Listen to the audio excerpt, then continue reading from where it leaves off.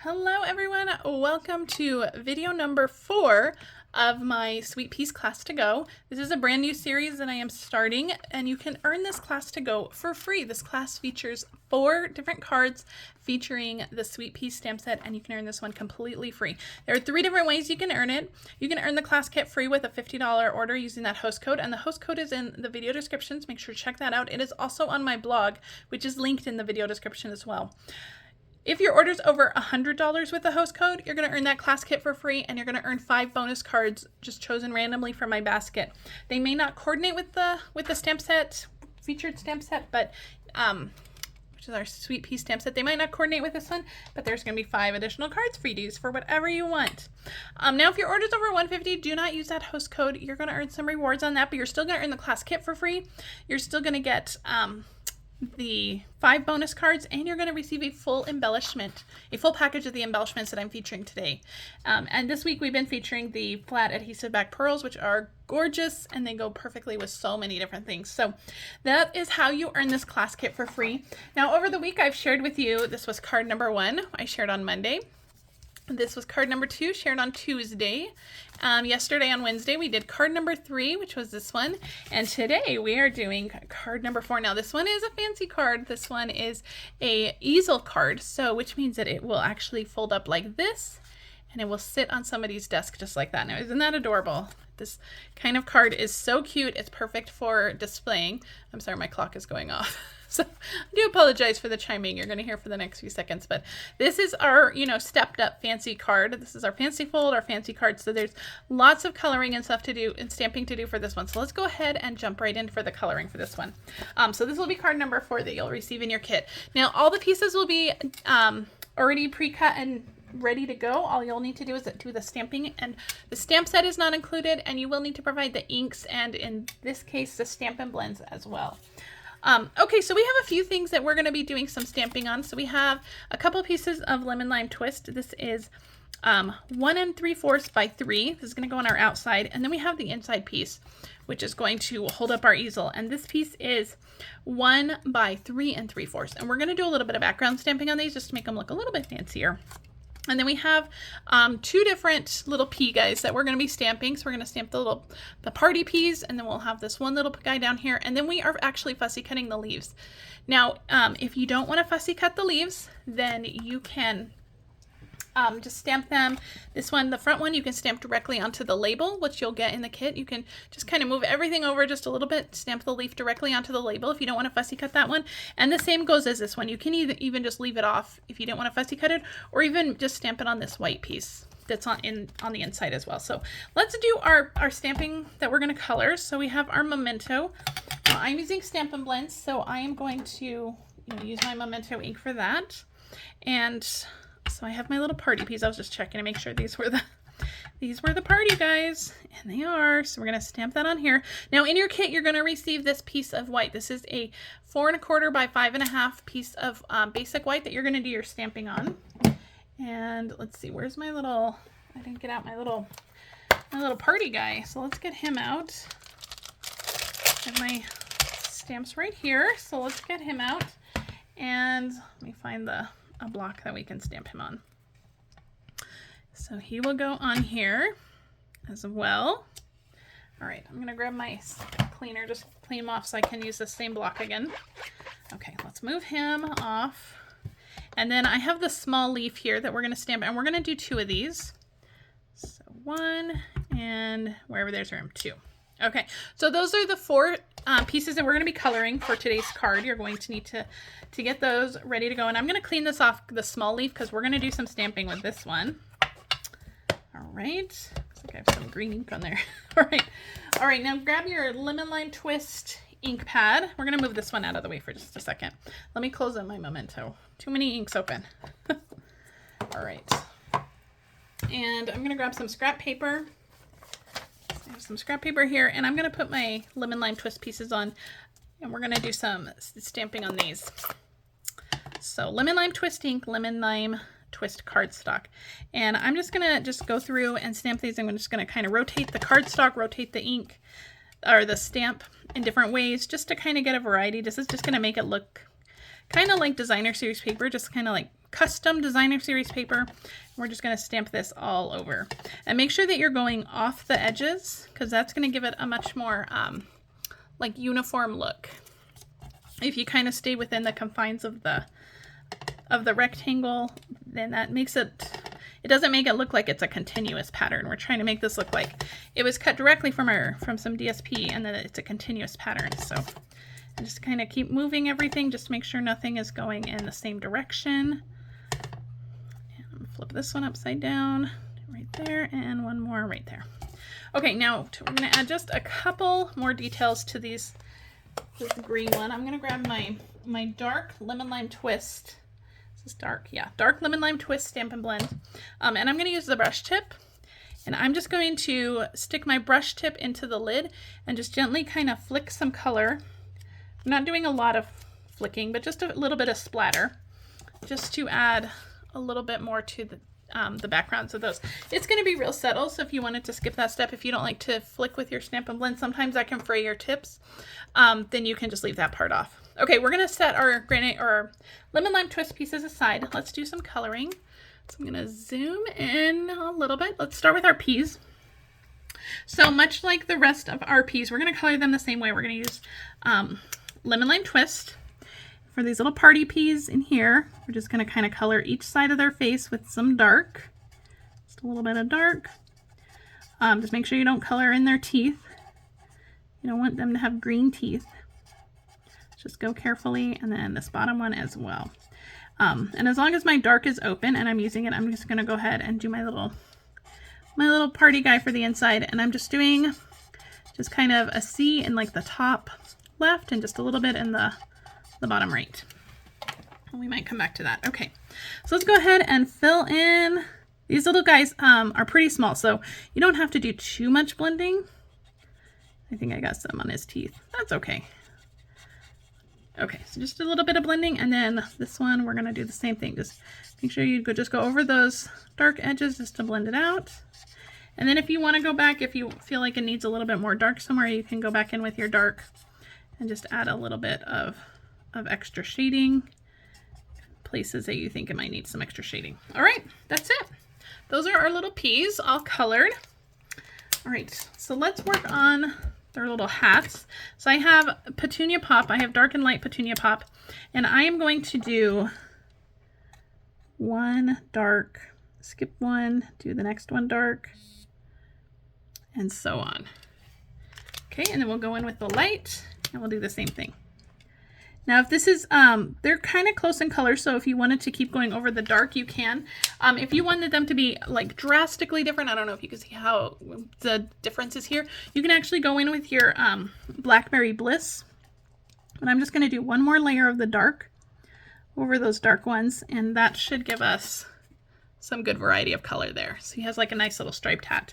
And we're going to do the same for this guy too. So we'll just do some dark. I like to do the dark first because then I can go back and do a second layer after I do the light. So just kind of alternate the stripes and light.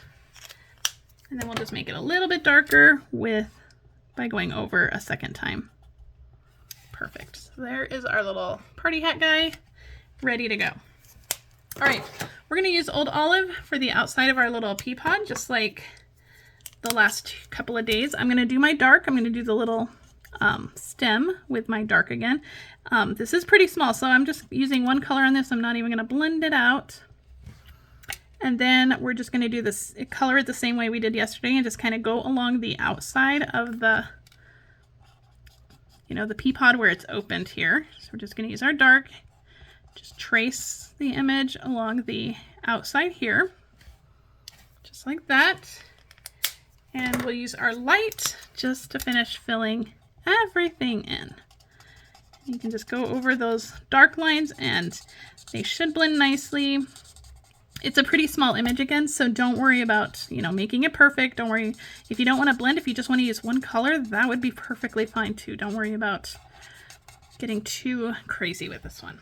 All right, now for our leaves, we're going to color those with Granny Apple Green in the same way that we've colored them the last couple days as well. So I'm going to start with my dark. I'm going to flip these over so I can color them. So dark just along the base, up the vein a little bit. And we're going to do that with both of them. So the leaves are pretty easy to color. And I like using all these different varieties of green because it just makes everything have its own little personality. The peas have their own personality. The leaves stand out in their own way. And so it brings everything together nicely. And they all coordinate pretty well together also. Okay, so there are all our leaves ready to go. Now you will need to fussy cut these. Now when you're fussy cutting the leaves, I didn't go around those little swirly edges. I just fussy cut those right off. There's those are a little bit more tricky to fussy cut around. So you can see I just cut those little swirly edges right off on both of them. So if you want to fussy cut around them, by all means you can. Now there are some swirly edges around the top of the little pea pod here. If you want to go ahead and cut those off, you can. I went ahead and fussy cut around those. But if you wanted to just cut those off directly, then you could absolutely do that. It's not going to affect the card too much. Okay, let's zoom back out. I know we're really close. Okay, so that's all of our stamping and coloring. So you're going to fussy cut those 4 images. You can cut off the little swirly pieces. You don't need to hang on to those too closely.